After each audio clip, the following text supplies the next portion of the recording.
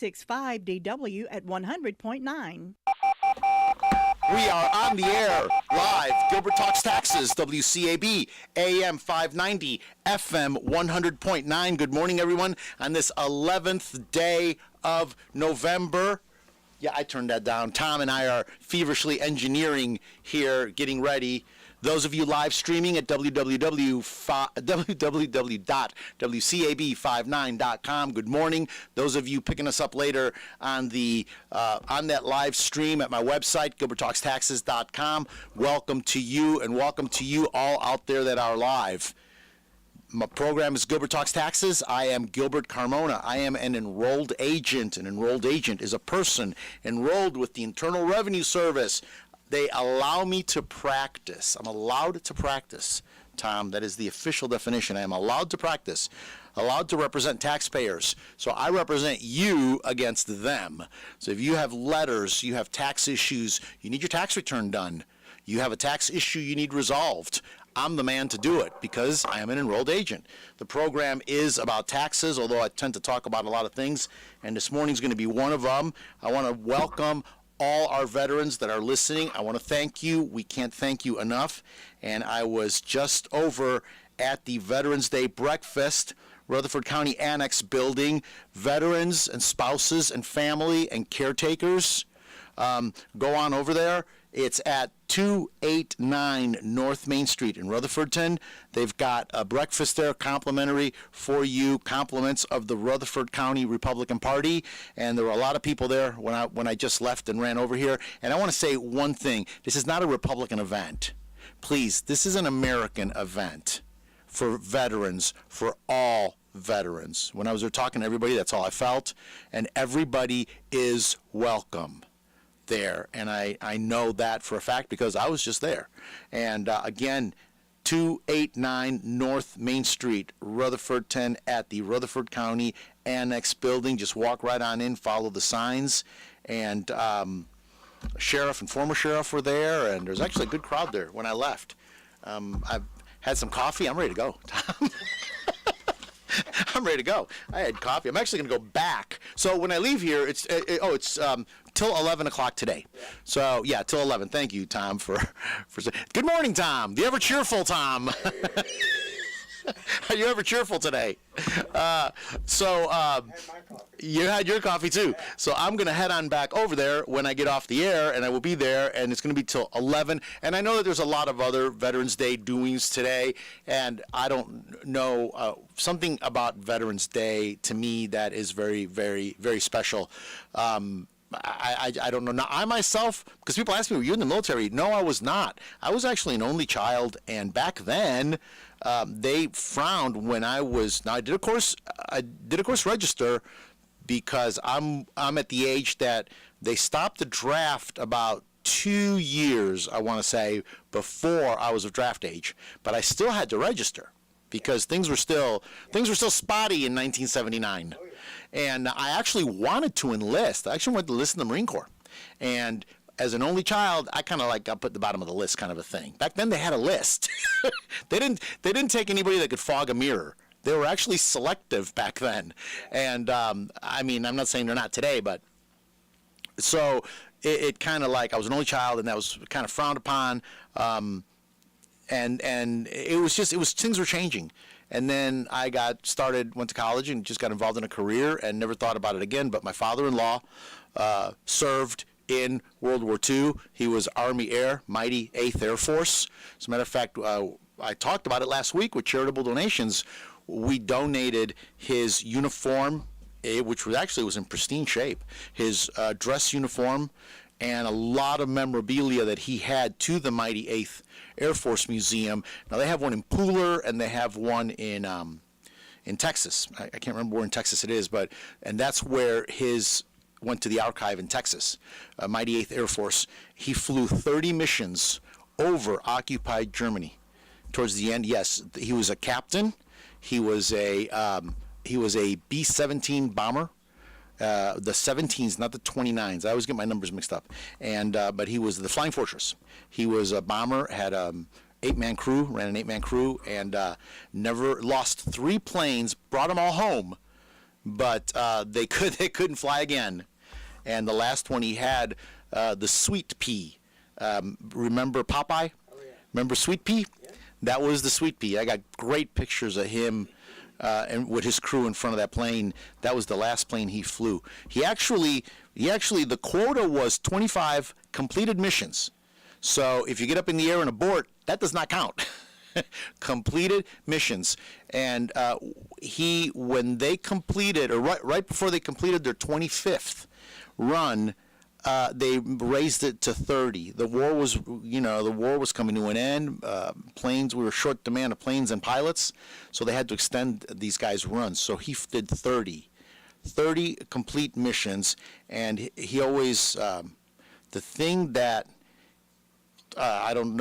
he always, because he didn't talk much about the war. Of course, most of them don't. But towards the end of his life, he did. He wanted to let the grandchildren know what he did. And again, we went to the mighty 8th Air Force Museum in Pooler, and had a great time with him there, and did some other things with him. He would talk more and more about it.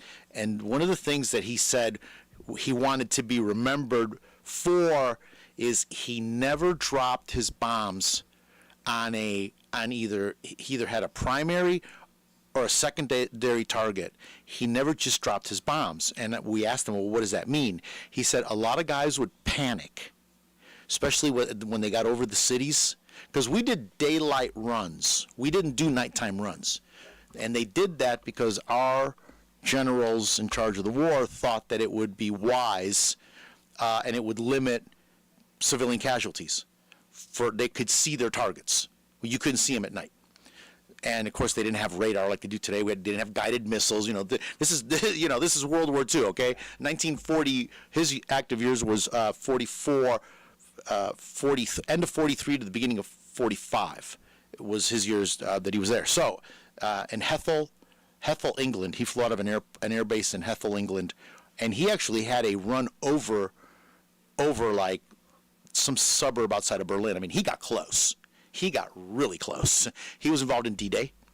But anyway, he had some minor targets, but in the big picture. But the thing was, so a lot of these guys would panic and just drop their bombs. He never did that. He either hit a primary, a secondary, and he did have some cases where he had to drop his bombs, but he was able to go back out and do them over the English Channel. He never dropped them over civilians, and that to him meant a lot. And at the time you don't realize it, but then I've researched it, and when we were down at the mighty 8th, I saw what he was talking about. I mean, those bombs were big. I mean, the damage they inflicted was incredible. But that was always a hallmark with him. So family members, and of course I have a son who's in the Marines, and my cousin was in the Marine Corps for 15 years. He was a sergeant, a gunny, and I've got other family members that were very involved. Juan was in the Army, and anyway, I can go down the list. But I always support our military because I hate to sound like a political a slogan, but freedom ain't free. Somebody had to pay for it, and I'm getting texts. Thank you so much. People are sharing some stories with me here. I've been to Arlington National Cemetery, and today at 11, they have the ceremony where all branches are there. They'll do at the 11th hour, the 11th day of the 11th month, they will do that big ceremony there. And if you've ever had the opportunity to go there, please do and see the changing of the guard. It is really an experience. Christy and I have been there. We've walked the cemetery. It's incredible what they have there. I mean, the history in that little, because it's really, I mean, you look at a map and it's a big area, but when you get there and start walking around, it's just incredible. Arlington National Cemetery. So that's a big deal today. But those of you, please go do something today. If you're a veteran, get out, go fellowship, be with some people. There's a lot of activities going on, and if you know some veterans, please thank them. It means a lot to them. Okay, so and I'll be bringing that back up again. Okay, so let's, looking at the time here. Tom, I'm going to say it again. I don't know what I'm going to talk. Hey, you don't give it. I don't know what I'm going to talk about. Let me. Yeah, I can talk for 49 minutes about not knowing what to talk about. Let me give my telephone number. So it's 828-289-9300. I have two offices. I am at 704 Oak Street in Forest City, right next to Big Dave's Fish Camp. The former Carter Bank building is now Carmona Financial Consultants. And I have an office in Tryon, 226 South Trade Street, the beautiful Art Deco building right off the historic downtown Tryon, 226 South Trade Street. One telephone number, though, gets you an appointment at both offices. That is 828-289-9300. And tax season, actual tax filing season, is officially over. The deadlines are over. Now, November 15th, this Wednesday, there is a deadline for people that extended Form 990s. That is your not-for-profit tax return, okay? So those of you that extended Form 990 not-for-profit tax return, you have to file that tax return by November 15th. It's a very small group of people, though. Really, for everybody, for all businesses and individuals, tax season's over. But for those of you that have not filed your tax returns yet, for whatever reason, things happen, those of you that have not filed your tax returns, we can still e-file, that's electronically file, which is the best way, it is the preferred way, it is what the IRS wants, it's what they've mandated. We can e-file your tax return for about another 2 weeks. And then we don't know the exact date. It's usually the weekend after Thanksgiving, although sometimes it's been plus or minus a few days. But at one point in there around Thanksgiving, they're going to shut down the e-file platform. Okay, the modern e-file platform, the MEF, will be shut down. So what that means is that we have to paper file tax returns. And that is literally like throwing a piece of paper down the well. It is hit or miss on this one. I mean, they've come back since the pandemic. You know, you remember during COVID in 2020. I mean, they had 6 million, almost 7 million, and that was their count. Some people said that was way more than that. We don't know. We'll never know. Pieces of mail that they hadn't opened. You know, tax returns. Of course, they opened those checks. They got those checks deposited, but tax returns sat and sat and sat. We're still having issues with tax returns that were paper filed in 2020 and 2021. We're finding out, you know, because most people that owed money paid, or a lot of people got a refund. And the refunds were small, so they really didn't, you know, they didn't pursue it, or they kind of forgot about it. Especially if the refund was, you know, hundreds of dollars. So they didn't think they had a problem. Well, now they're getting a letter that your tax return was never filed. I'm having some people come to me with these letters, and they're saying the IRS says I never. And these are not even clients of mine. These are people that went to other preparers, and other preparers are closed or out of business or retired, and so they're trying to find somebody to help them. And they're coming to me and they're saying, hey, it says the IRS says I didn't file a tax return 3 years ago. I'm like, yeah, that does not surprise me at all. At all. So we're having to resend those. But if you have not filed your tax return, we've got about another good 2 weeks that we can still do them. Get them electronically filed. That is the best way. It's the most accurate way. We'll know it was done. So what happens if you can't? And it'll be after that. Well, we're just going to have to paper file until the platform opens again, which will be in January. Usually somewhere around the second week, third week of January. We never know that date. It's been as late as the 21st, 22nd, 23rd. Sometimes it's a little earlier than that. We'll just see. We'll just see what happens. We'll have better dates. But there's still time to get those tax returns done. Now, those of you that have not-for-profits, 990s that were extended, that are due Wednesday, get those done. The failure to file penalty is very high.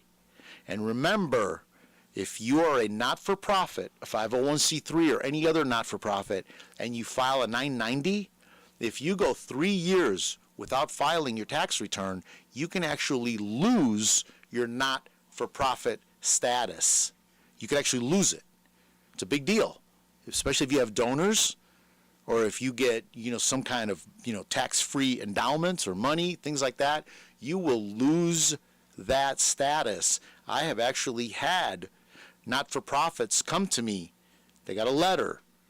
They were like, what does this even mean? What happens is, and it's not, the ones I've helped, it hasn't been that they've been lazy and just didn't do it or whatever. What it is they were large, the one was pretty large. The other ones were medium-sized not-for-profits that had a board, and the board changed. And new people came on board, other people left, and accountants came and went. And literally, I had one where they brought me a letter, and they wanted me to, and I said, well, I know exactly what to do. And the guy says, well, don't tell me, can you come tell the whole board? So there was a board meeting like that in the next week or something, and they got a letter from the IRS. They owed like $8,000. And they're like, how can we owe taxes? We're not-for-profit. We have no taxes. I'm like, oh, it doesn't work like that. It does not work like that. So we went over there, and I told them what they needed to do. We need to file a Form 990. I need access to your bookkeeping. They hadn't had a bookkeeper for about 6 months. Well, we need to get that all caught up. And I'm telling them all this, and they're looking at me, and I can tell something's wrong because they're all just giving me that stare, that 6 a.m. I haven't had coffee yet stare. They're all giving me this stare. And I'm like, well, I know this is an early meeting, and I looked and I said, there's a problem here. Are you not understanding me? What's going on? And the lady leaned forward and said, what's a Form 990? I just took it for granted. And I said, that's your tax return. And the other man goes, what tax return? I said, exactly. That's the problem. You haven't filed a tax return in 3 years. And they didn't know. Nobody in the board knew they were supposed to file a tax return. And nobody was any. So I was able to get them caught up, got 3 years of tax returns done, got the penalties waived because I explained to the IRS in a nice letter what had happened, and they went ahead and waived the penalties and got them reinstated. Actually, it never lapsed. We were literally weeks away from it lapsing. We were like the 90-day letter that it was going to lapse. So you 990s, this is very important. You don't want to lose that status. Okay, so if you're a not-for-profit and you're not sure you're in that category, please let me know. Just pick up the phone, and if you don't know, have we ever filed a tax return? Now, some entities don't have to file a tax return. They can actually do, it's called the 990-N. Well, technically, it is a tax return, but it's an N. You're just letting the IRS know that you're still in business. You maybe, especially during COVID, some people just kind of put these activities on hold. They didn't generate any money and say, well, I didn't have any money coming in. It doesn't matter. You still have to report your existence. That's what you're reporting. It's an information return. So you report that existence. Okay. Tom, I need a little water. Can we go ahead? It's 20 after. Let's go ahead. And I'm going to come back and, you know what? I'm going to share a little bit more about, Tom, do you remember Duncan Bass? Oh, yeah. You remember Duncan Bass? I don't think you'll ever forget Duncan Bass. I actually got quite a few comments on Duncan Bass. So I want to talk a little bit more because there is, it's very interesting. I've actually had some meetings this week with people about some large charitable contributions. And there was just another case that went to U.S. tax court involving land, pretty much kind of like the Duncan Bass story, but it's not as interesting. But I'm going to talk about it real quick because it is a thing, and there are people that are getting ready to make charitable donations of things other than cash. And there is some reporting criteria, and a lot of people don't understand it. Listen, I'm running into a lot of accountants that don't understand it. So I'm just going to go over that a little bit, talk about Duncan Bass again, and talk about this other family that they must have had some serious money because they made some serious donations. But both of them had the same thing in common. It's in the paperwork. Then after that, I'm going to talk about ERC, give you a follow-up on ERC, and I'm going to talk about investments. How do you report those investments? A lot of questions about that. Okay, let's take a quick break. This is Gilbert Talks Taxes, WCAB AM 590, FM 100.9. I can't believe we have to make this commercial. It's ridiculous. You'll think it's ridiculous too. Listen to this. This commercial is about, well, it's about parents being rude at high school athletic events. ridiculous, right? It gets worse. Studies show more than 75% of new high school officials are quitting because of bad adult behavior. So now there's a shortage of refs here in North Carolina, in almost all sports. No officials means no more games. Is that what you want for us? Come on, parents. It's time to grow up. Cheer for your team, Be proud of your children. but stop being so ridiculous. And don't make us run another commercial. Because we will. This message presented by the North Carolina High School Athletic Association and the North Carolina Athletic Directors Association, reminding you to always practice good sportsmanship. I started using when I was 13. Taylor is in recovery from an addiction to prescription opioids. It was like, oh, well, they're medications. They can't be that dangerous. My perception was once you stop using, like, that's it. Your life is over. I didn't even realize that I needed help until, like, the day that I got arrested. I have been able to accomplish a lot in my recovery. I just want to be happy, and I want to thrive in my life. If you or someone you know is struggling, there is hope. Recovery is possible. Visit cdc.gov/RxAwareness. Yes. Gilbert Talks Taxes, WCAB AM 590, FM 100.9. Those of you live streaming, www.wcab59.com. Those of you that need to call me to make an appointment, we are taking on new clients. We are doing tax returns. We are doing investments. We are doing tax issue resolution. Those are the things we do. The bottom line is I want to keep you out of trouble with the IRS the best I can. I mean, the best I can. That is what I do. And the investments that I do keeping an eye on the tax implication of those investments. I have so many people come to me that, like we did this investment and they got hit with, thousands and thousands of dollars of taxes for capital gains and this and that and the other thing. And the one lady said to me, she said, it's okay that I'm paying the taxes. I'm not complaining about it. We made money, but nobody told me. I told her, I said, you know what? The guy probably didn't even understand it. Oh, because she called him and he was like clueless. He's like, well, I'm not a tax professional. You need to go talk to your tax professional. I just do investments. And I said, that's the problem right there.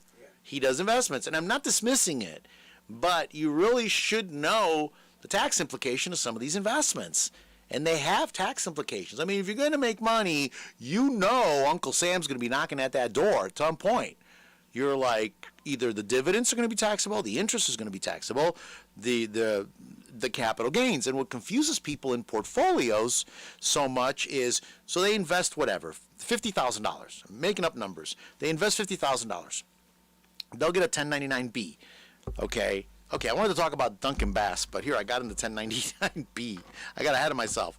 They'll get a 1099-B that they had capital gains of $30,000. And they owe taxes on that capital gains. But they're like, I never got any money out of the portfolio. I said, yes, but when you buy and sell stock in a portfolio or whatever's in the portfolio, it can be real estate, it can be anything.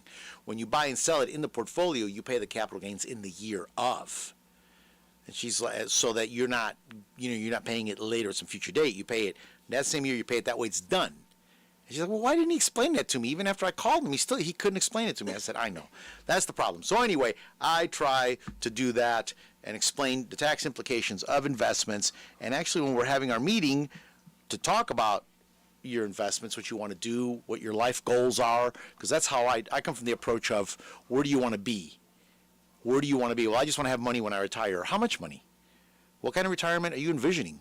That's really what I talk about. I don't talk about Google and Apple and Tesla and all these stocks. That's not the point. The point is, where do you want to be? What kind of money are you going to need? And that's the target I shoot for.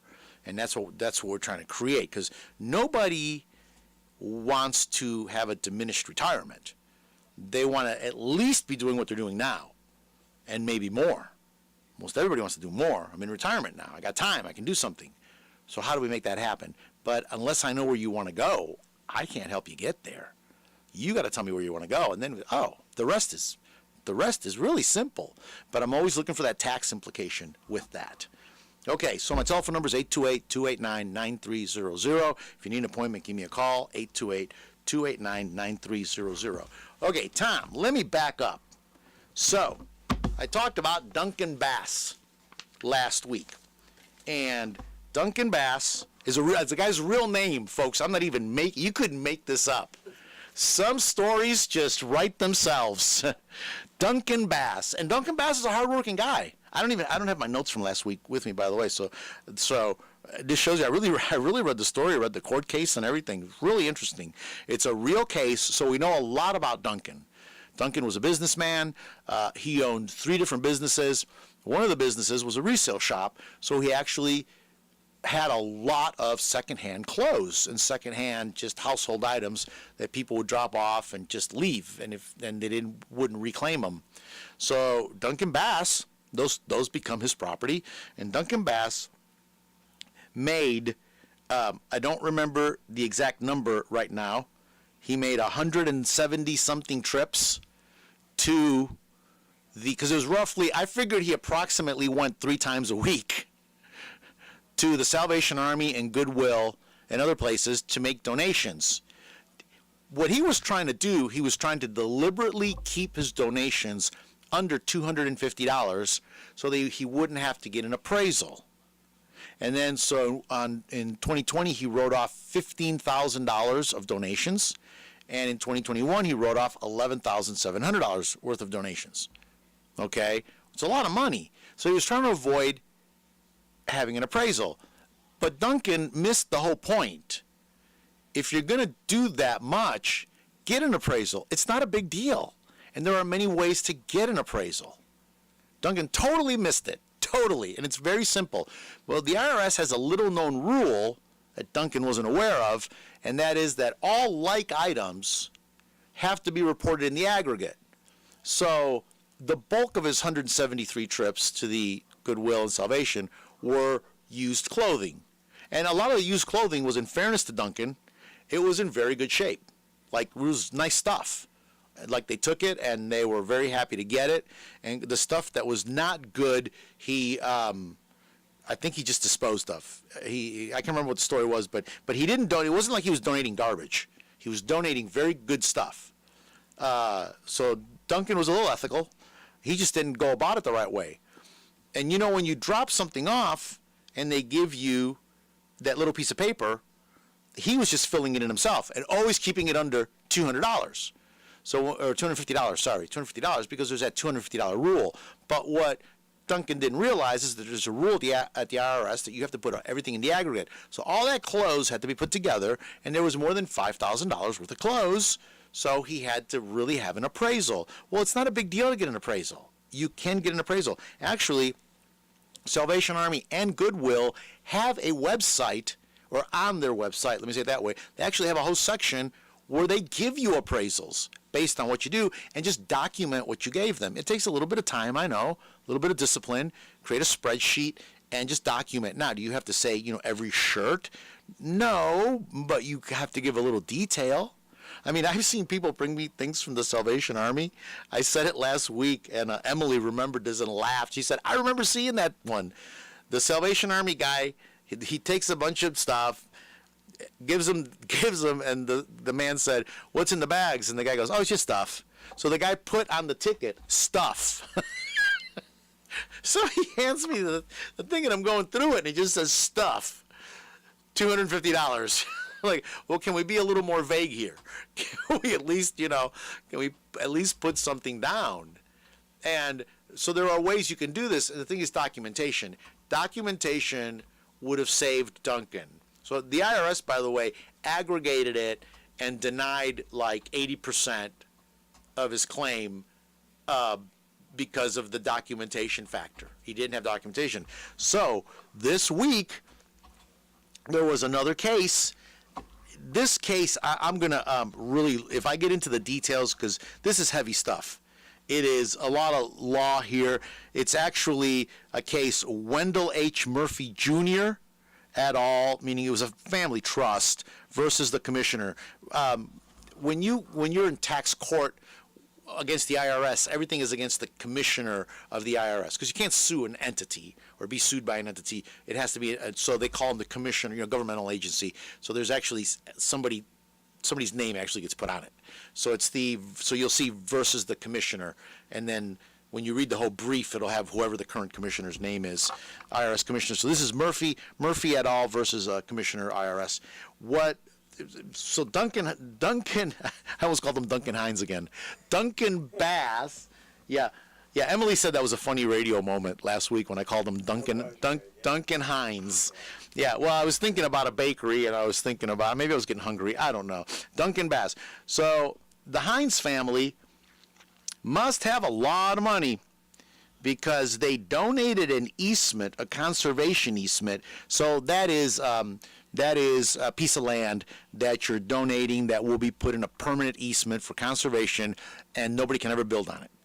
So a lot of people do that, especially people that are trying to preserve beautiful natural settings. The Bert that owned Burt's Beeswax put thousands of acres of forest land in Vermont. And, he's here from North Carolina. He's over from Durham, the Durham area.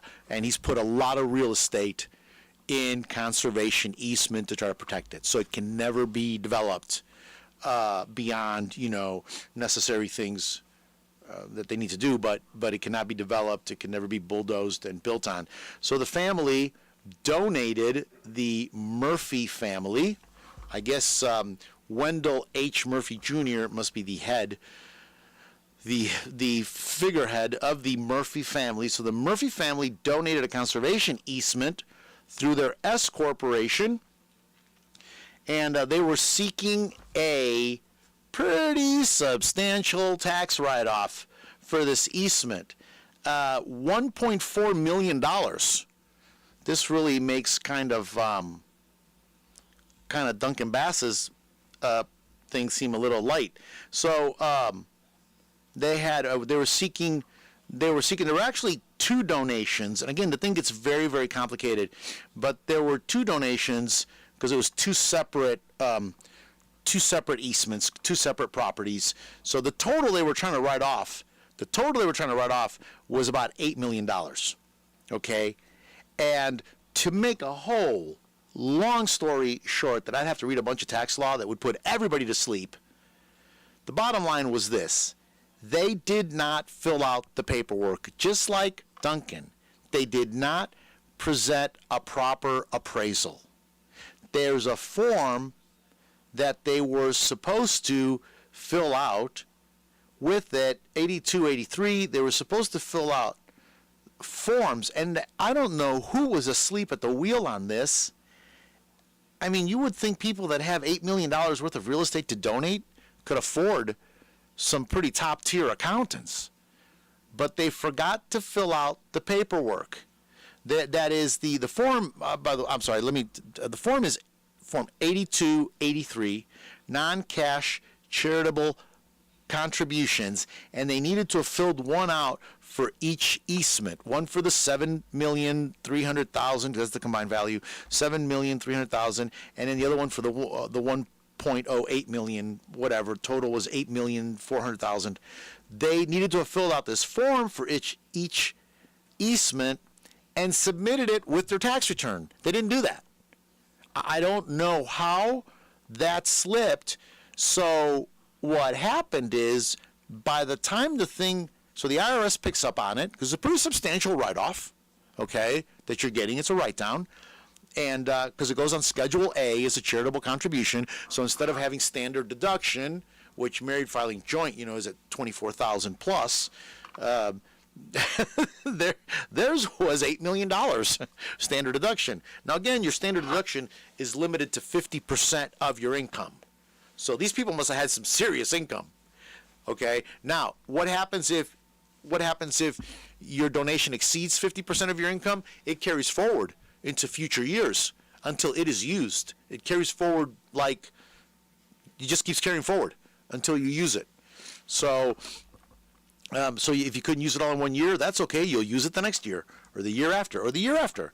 So the IRS gets this, they look through it, and they're like, we don't have this form. And by the way, you're supposed to fill out that form. There's actually a whole thing that happens if your donation is over $500,000, over $500,000. And people, you may be listening on the radio going, I'll never donate $500,000. Don't be so sure that you might not have an estate.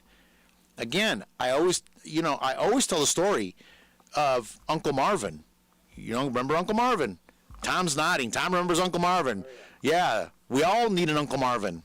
Uncle Marvin's the man that died right here in this county. Single, old man that died, had worked one job his entire life at one of the mills, and when he died, his estate was worth his total estate was worth like $1.3 million, and there was another like $500,000 of life insurance. Nobody, the man that called me to help him with help the heirs all with their tax returns, was referred by the attorney, said, I wish I'd known he had money, I would have been nicer to him. Five nephews and nieces were the heirs, and they inherited his entire estate, and nobody thought he had any money. They ended up getting like $300,000 just from the property he owned. He owned like land and a house, and somebody came by and paid him a lot of money for it. And he had, he had a lot of stuff. He had bonds in a drawer that were rubber banded together. So they called the attorney and they said, we're going through his stuff, and because they were looking for a will, and they said, when we found all this stuff, the attorney said, just bring me the whole drawer. Don't go through it. When they tried to take the bonds apart, the rubber bands literally disintegrated. And they were all stuck together. The envelopes were all stuck together. He had to open them all individually and claim them all. It's a whole process. He sent a stack to the treasury to get the money. Point of the story is that don't be oh, I'll never have $500,000. You might. Some people are shocked at what. So they did not prepare this form, and the IRS denied their claim, and then they got an appraisal. And when the appraisal came in at $1.4 million and $377,000. So it went from $8.4 million to $1.8 million. Huge, all because the whole thing was triggered because they didn't have the right form. If they had included that form, and I'm just saying this, I haven't gone through all the notes from the court case and all that. I'm just reading it on the surface. But if that form had been attached and they had an appraisal with it and they had all the paperwork, I don't know that this thing would have seen the light of day. I think the IRS would have just approved it, moved on to the next thing. I really do. Just from what I'm reading, I mean, the donations were reduced just on the one tract of land. They were reduced by $2.7 million. $2.7 million just on the one tract of land. That's pretty substantial. And $100,000 on the other one. So if you're going to be doing this, charitable donations, and I had 2 people this week come in that relatives have passed away. So I told Christy, I said, this really must be a thing because it's been coming across my desk a lot. I've had 2 people I had meetings with, and this was part of a bigger meeting. We discussed, well, what are you going to do with the things? So I met with the executor of both people, and I said, what are you going to do with all the stuff? And the one was, well, whatever, the family's already come, and there were things that were in the will that Grandma wanted everybody to have. So they pretty much have all those things already.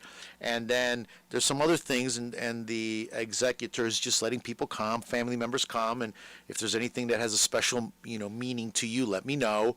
And then when they're done, they're just going to donate the stuff. And they were asking me, what's the procedure for doing that? And I'm like, well, let me tell you about Duncan Bass. Let me tell you about the Murphy family. We went through it, and I explained to him what we need to do and what kind of documentation. Grandma never threw anything out, by the way. He said, I have rooms full of stuff that she never, and he said, some of it's pretty good stuff. I don't know. I said, well, you can have a yard sale. What are you going to do? She's like, well, we just don't have time to do that. That's the other problem is, what do you do?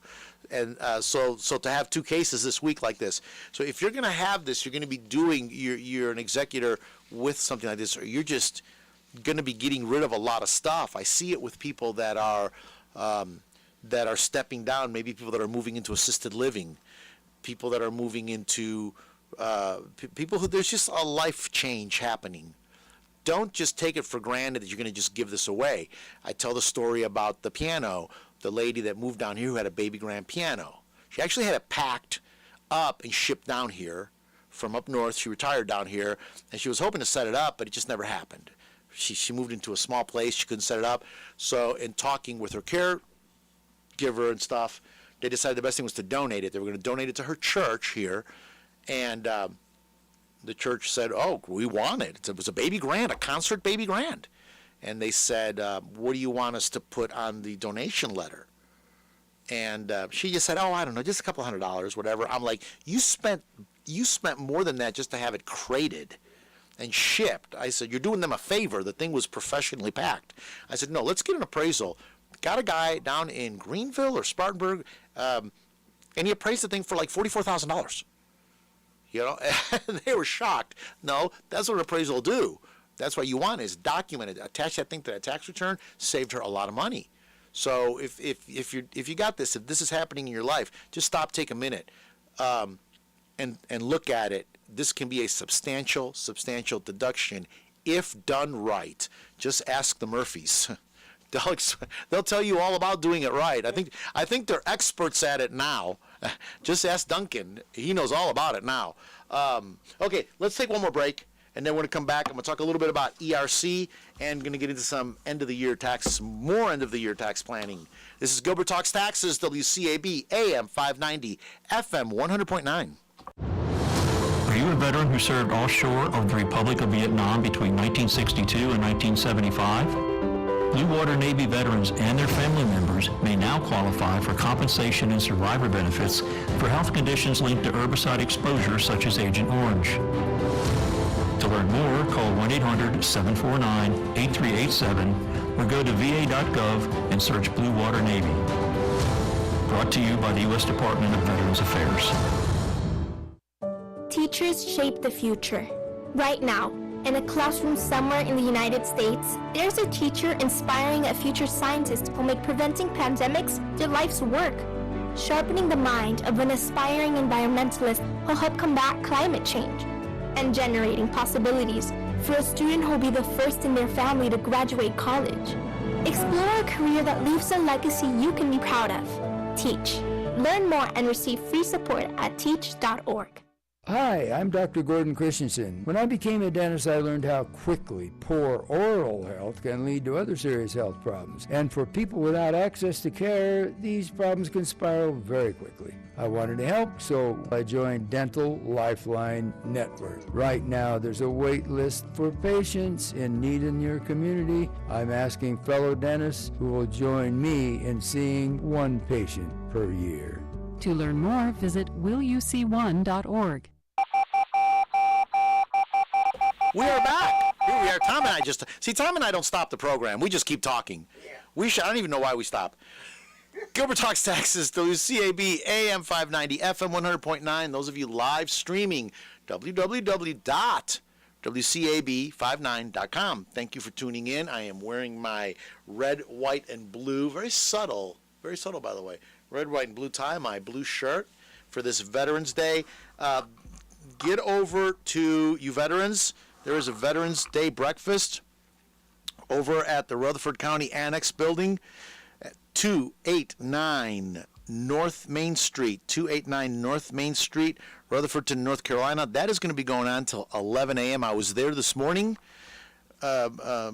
Christy was there earlier than me. She really got up early. She did a big old French toast bake for them. I'm going to go over there. I was over there and had coffee. Had lots of coffee. And lots of coffee. It was really good coffee. I'll be going back for more coffee. They're going to be there till 11 o'clock. Now, you told me there was a ceremony. There's a few ceremonies, I'm sure, all over the county today. Yeah. Some things happening at 11 o'clock over... Probably downtown Forest City, they always have it. And, downtown Forest City. Cemetery down off of Green Street. Yeah, cemetery off of Green Street, 11 o'clock, yeah. And of course, Arlington National Cemetery, talked about that earlier. The 11th hour, the 11th day of the 11th month. They're going to be having that. So, but please, there's breakfast till 11 o'clock today.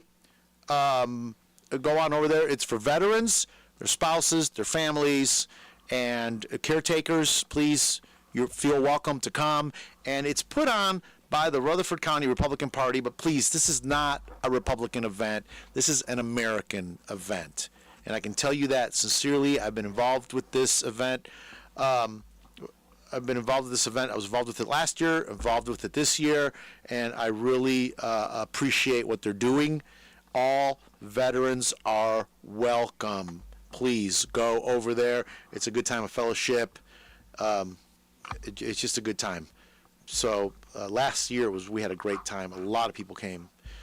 Okay, so that said, we got that said, we got this said. Now tell me real quick, we're live streaming now on your phone. We need to get more information on this. Yeah, I can't think of the... Yeah, the new owners here at the station are got some cutting edge technology happening. Yes, 100.9 So WCAB Pure Country. I think if you okay. type that in, then the site will show up, and you can. If you're not around your computer, you can use your phone. Use your phone and pop it. And so you can have Gilbert Talks Taxes 24 hours a day. That's what I need. That's the app I need.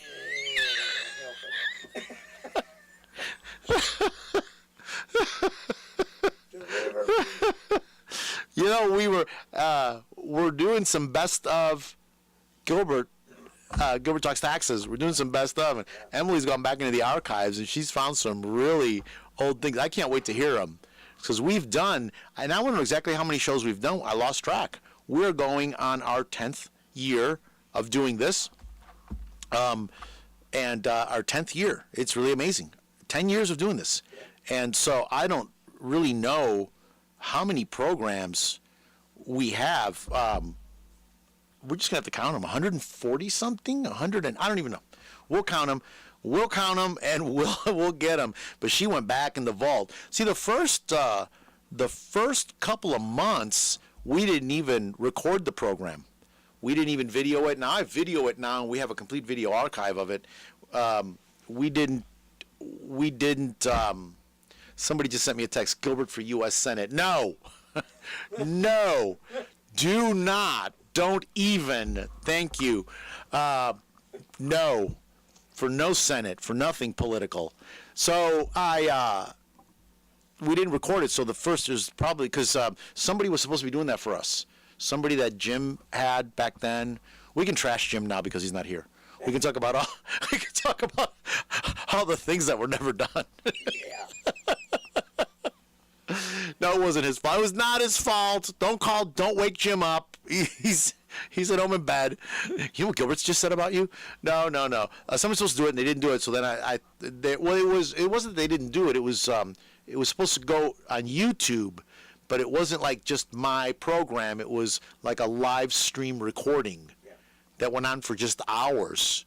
So the camera was on even if nobody was in the studio. It just did that for hours. I thought this is really kind of boring, but anyway, so when we started recording it, and now we have it. We're going to be doing some best of Gilbert's during the holiday break. That's what we're going to put in there, but we'll talk about that some more. Okay, the last 10 minutes. I have 10 minutes left. An eternity in radio. Let me talk real quick about ERC. Let me update everybody on what is happening with ERC. I've talked about it for several weeks now. Everybody knows about ERC. I got a letter in the mail. I actually had an ERC mill reach out to me and ask me if I would refer my clients to them, and they would pay me a handsome fee. I told them, I said, absolutely not. I said, no. You people are, oh no, we're helping. No, you're not helping. You're creating a mess is what you're doing. There's a moratorium now. The IRS has moratorium. That's a hard word for a Cuban to say. Moratorium. So September 14th, been talking about it. The IRS issued a moratorium. They are not accepting any more ERC claims. And you make that ERC claim by amending your Form 941, and you're claiming a refund of your FICA taxes. That's just the nutshell of where this ERC money's coming from. This is not, they're calling it a credit, but it's not like the IRS is giving you this money out of thin air. They're reimbursing you. They're giving you back the FICA that you paid for the federal, the Medicare. I'm sorry, not the Medicare portion. The federal portion of the FICA, not the SSA portion, but the federal portion. They're returning to you, the employer, for having your business open during the pandemic. Simple. That's just the nutshell explanation. You were supposed to have kept your business open, and one of the criteria that everybody seems to be, dancing around and not addressing is that you had to have a substantial business reduction over 2019. Well, most businesses that were stayed open did not have a substantial business reduction.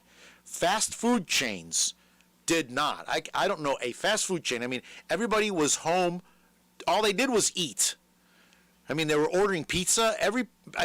If you had a delivery business of any kind, Amazon. All these people. Anyway. So they've taken that, though, because there are a few other things that they're saying. There's supply chain interruption. You couldn't find labor. You could have had, this is what these people are arguing, that are telling you, okay, you didn't have a business reduction, but you had these other issues. Even though your business increased by 50%, it could have increased by 100%. So you actually lost money. Okay, well, no, that's not how accounting works. It's not what could have been. It's what was. Okay, well, and what happened is, in the beginning, it was the IRS's policy to process these amended returns, get the money out to the people, and then we'll let the auditors audit it on the back end, which is their normal procedure for a lot of these amended returns. We'll go ahead, we're going to give these people the benefit of the doubt. And a lot of these things are clerical mistakes, and they're small. I've never had an amended 941 that's been for $1 million. Well, this is what these are. 700,000, 600,000, $1 million. And the IRS, after doing this for about 4 or 5 months, said, we got a problem here. And then they were told that there are people out there advertising that you can get this money. Do it. You need to do it. And they're pushing it. Unbelievable. And these are not accounting firms or CPA firms or EA firms or financial planners. Literally an entire industry has sprung up around this with people that aren't even tax preparers. And you know what else? It's coming out now that they're even offshoring the preparation of this, so it's being done in other countries by people who don't even know what they're doing. They're literally just following the form and making the changes, plugging the numbers in, and they're cranking out thousands and thousands of these returns, which are potentially fraudulent. All this happened in like a 7-8 month period. Okay, and the thing that we're very upset about, me personally, and a lot of my colleagues, CPAs, EAs, and tax attorneys that I know, we're dedicated to our craft. This to me, I'm not just a tax preparer. I'm a financial planner. I care about you. I want you to prosper, and I want to do the best thing for you legally. What the legal tax code allows, and I want to protect you. It's like it's my business. And those of you that work with me know that, how we care about it. And they're saying in their advertising and in their letters and things, they're saying, did your tax preparer or did your CPA tell you that you didn't qualify? Well, he's wrong. Come see us.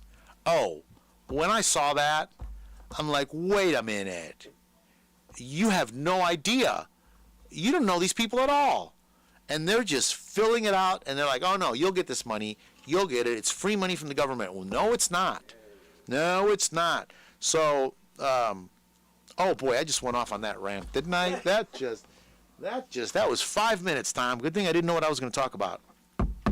So, September 14th, our IRS Commissioner, Danny Wellfell, ordered an immediate moratorium on processing new employee retention credit, ERC. And then somebody called me up and said, I want to file for the new tax credit. I said, what new tax credit? He said, ERTC. I said, what are you talking about? What's ERTC? Employee retention tax credit. I said, well, no, it's ERC, employee retention credit. He said, no, this is a new one. I said, No, it's not. He said, oh, yeah, I just got a phone call. I'm like, oh, you just got a phone call. You just got a phone call. I'm the professional, and I'm telling you it's not, and I'm telling you don't qualify. Oh, no, he said I did. Oh, get me going. Okay, processing new employee retention credit claims following growing concerns that a substantial share of the new claims from the program are ineligible and increasingly putting businesses at financial risk by being pressured and scammed by aggressive promoters and marketing. So today, this came out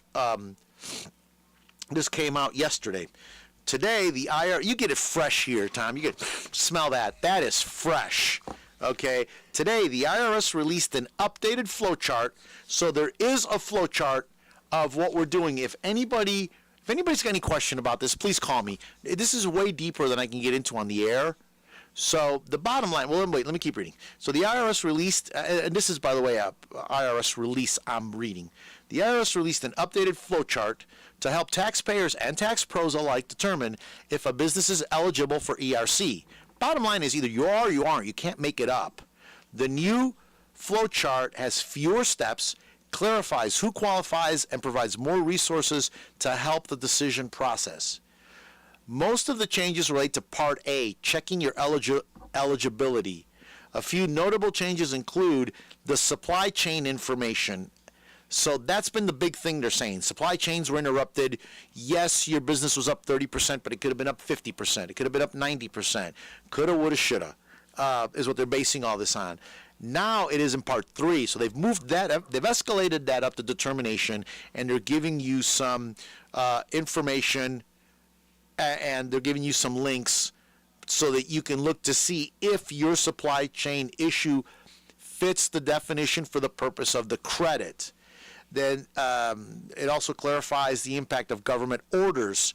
So, and this one I'm on board with. I kind of agree with this one.